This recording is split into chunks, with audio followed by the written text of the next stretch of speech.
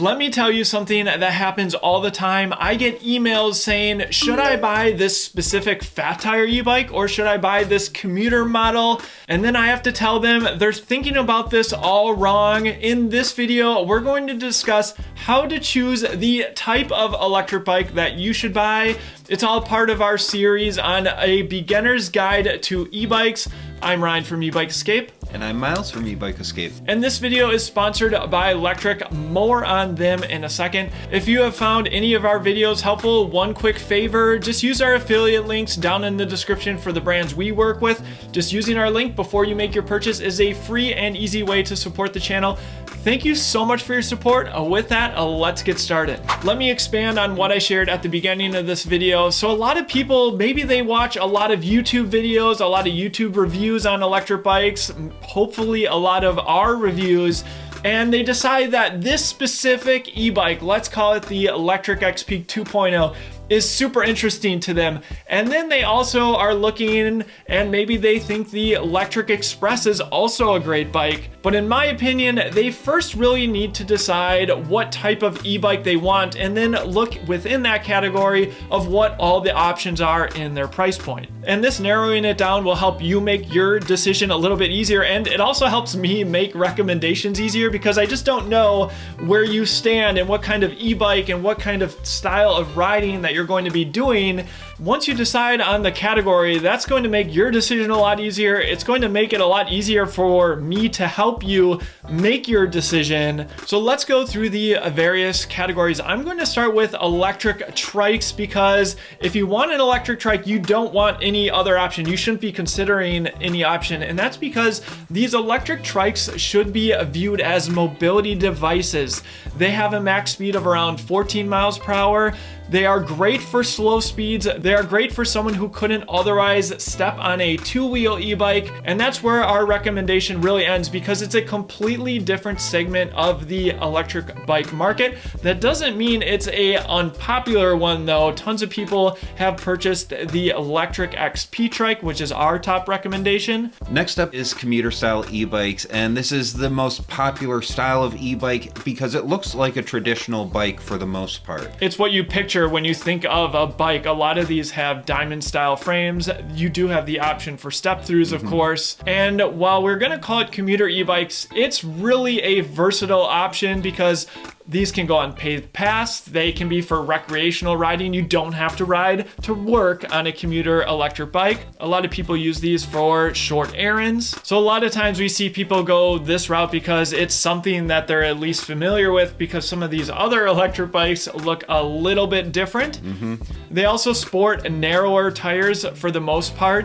A lot of them will have more street-oriented tread. You may find suspension or you may not find suspension on them for comfort. You may have an adjustable stem. You maybe have swept back handlebars. There's a wide variety that kind of fit into this category. Right. And then we have cruiser style e-bikes. Just think of a beach cruiser, and yes, it's that, only electric. They come with huge swept back handlebars for the ultimate upright riding position, pedal forward design, step through frames, slightly wider tires. Every aspect of this style is optimized for comfort. Usually you'll even find a comfy seat. Now, they're called beach cruisers, so if you live near the ocean or a boardwalk, it's a great choice for that, but it's also great for, as the name implies, just cruising.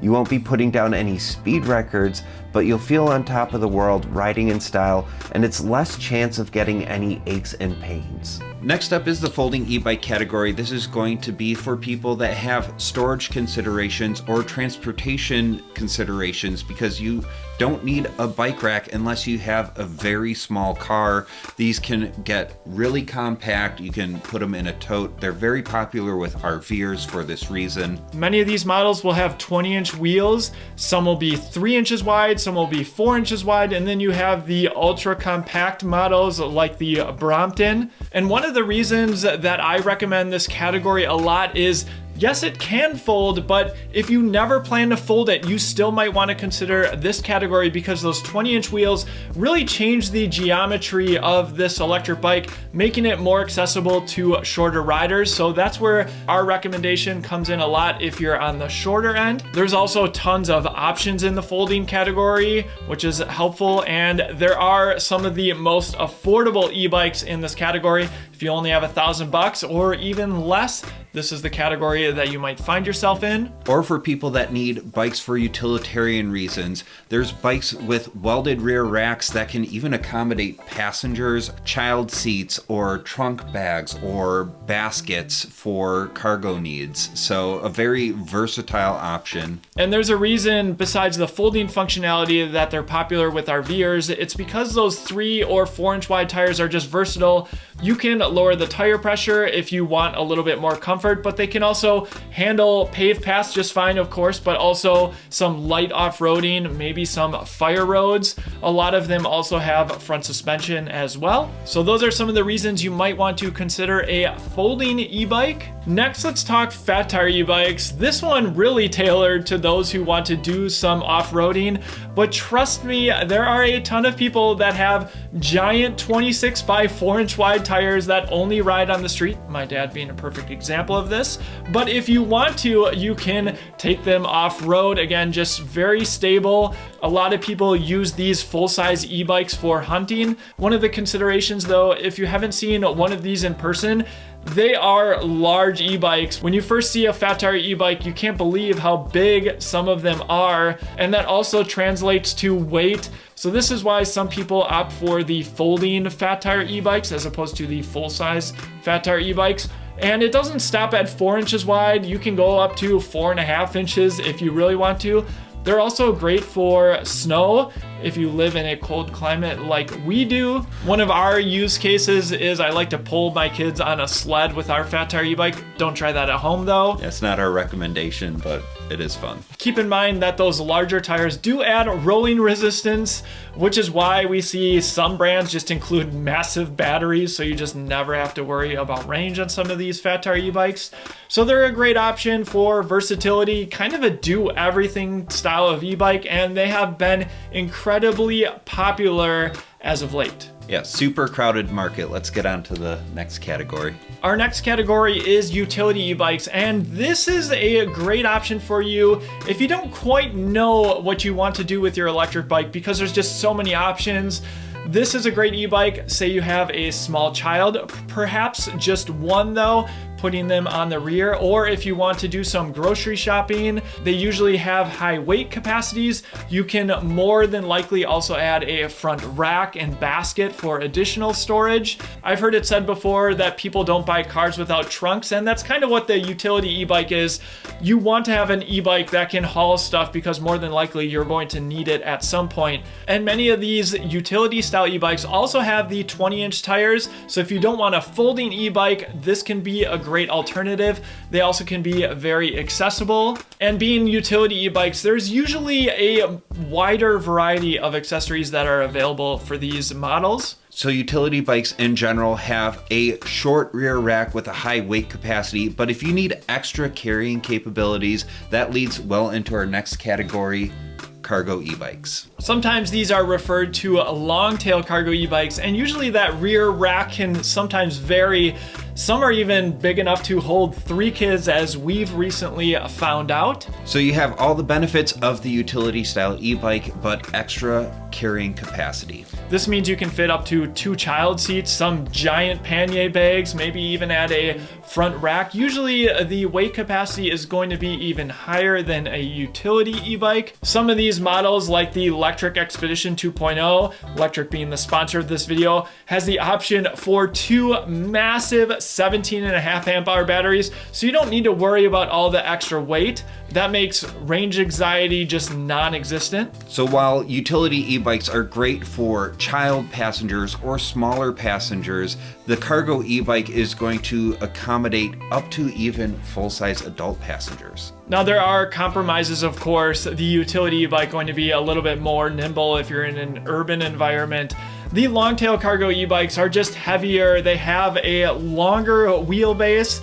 They can also be trickier to put on a bike rack, but not impossible. There's also the option to put your cargo up front. That's called a front load cargo e-bike.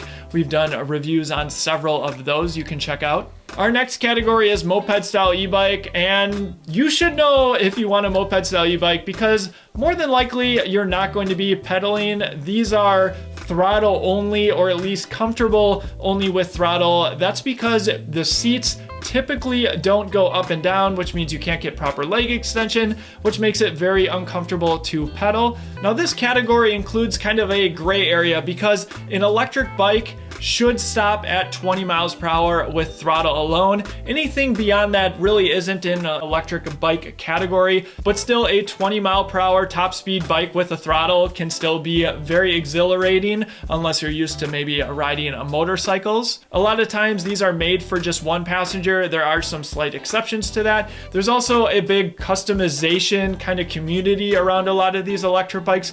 Dual batteries, adding some cool colors. I've seen people even repaint some of their frames. Besides the bigger motors, they also have giant batteries because you're going to drain through a battery extremely fast on a moped style e-bike. And the next category, electric mountain bikes. If you want to do some true off-roading, it should be obvious that you want to go with a true electric mountain bike.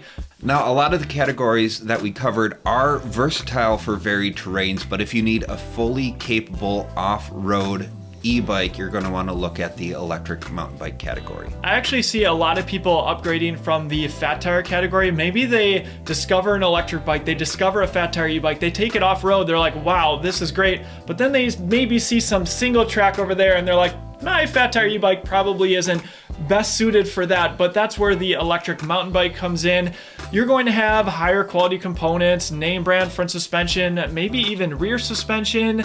Usually you're going to see mid-drive motors, so your budget should be a little bit higher if you're in this category. They're just going to have stronger frames that can handle a little bit more of a rugged riding experience.